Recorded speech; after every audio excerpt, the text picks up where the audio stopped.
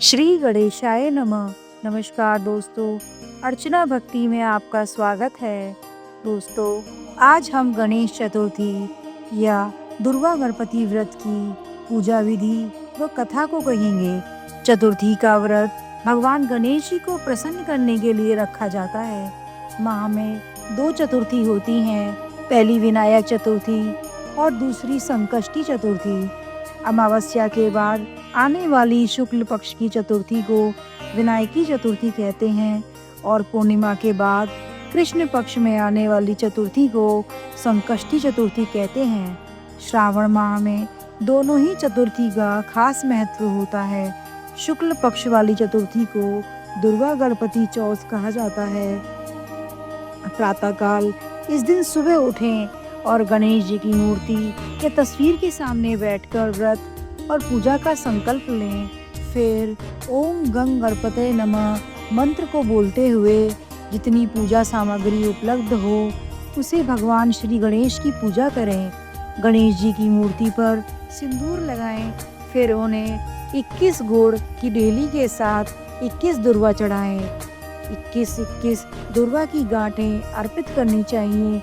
इसके बाद गणेश जी को मोदक और मोतीचूर के लड्डू भी अर्पित करें। इसके बाद आरती करें और फिर प्रसाद बांट दें। इस दिन गणेश जी को दुर्वा चढ़ाकर विशेष पूजा की जाती है। ऐसा करने से परिवार में समृद्धि बढ़ती है और मनोकामना भी पूरी होती है।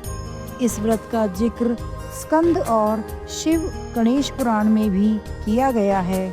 अन्य पौराणिक कथा के अनुसार अनलासुर नाम के राक्षस ने बहुत उत्पात मचा रखा था। ऋषियों और आम लोगों को यह राक्षस जिंदा ही निगल जाता था।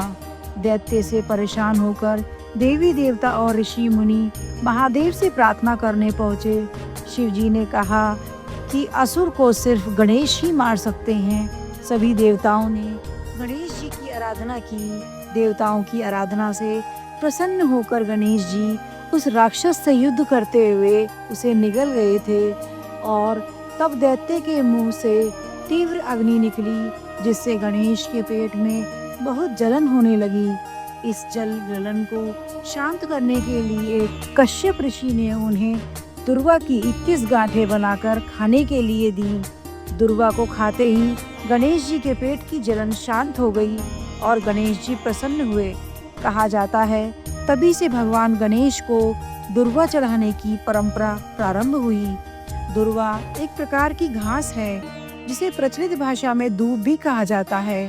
संस्कृत में इसे दूब, अनंता, महाऔषधि, शतपर्वा, भार्गवी आदि नामों से जाना जाता है। दुर्वा कई महत्वपूर्ण औषधियों से गुणों से युक्त होती है। मान्यता है कि समुद्र मंथन के समय जब समुद्र से अमृत कलश निकला तो देवताओं ने इसे पाने के लिए दैत्यों ने खूब छीना झपटी की, जिससे अमृत की कुछ बूंदें पृथ्वी पर गिर गई थी, जिससे ही इस विशेष घास की उत्पत्ति हुई।